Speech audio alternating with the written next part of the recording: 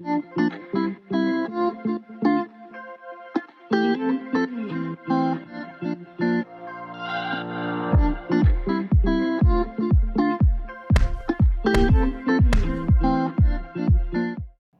my name is Pradeep and welcome to my channel. Today we'll be talking about using Android Auto natively on your Android phone. In case you have an older music system that has aux-in or Bluetooth options and do not want to invest in a new music system, this video may be of interest to you.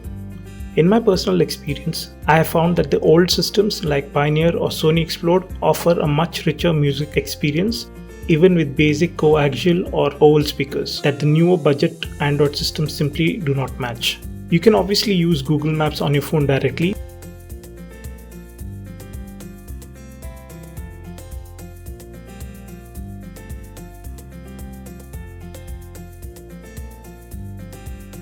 But I feel Android Auto, even on a smaller screen, offers a more user-friendly interface while driving. You also have the option of using Gemini Voice Assistant, all without using any new hardware. I also have a few other videos posted on Android Auto on my channel. You can check them by clicking on the I button appearing on your screen right now.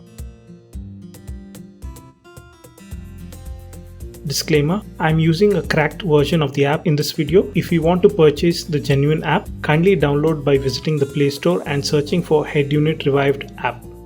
Anyways, enough talk, let's get started. Make sure you have Android Auto installed on your phone.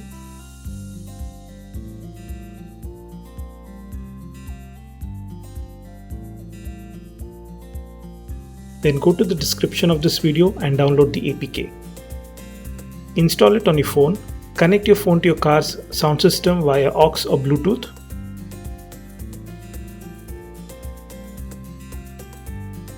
Open the app and set it up.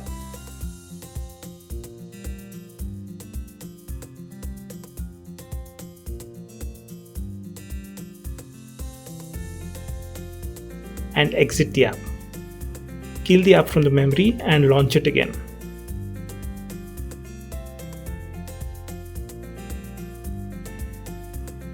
Under Settings,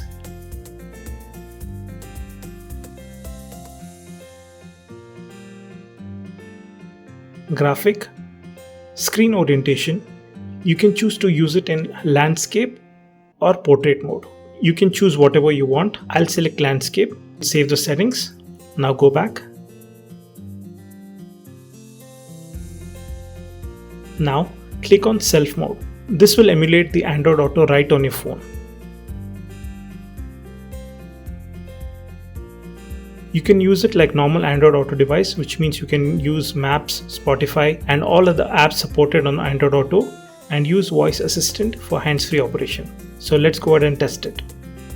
Okay Google, navigate to Bangalore.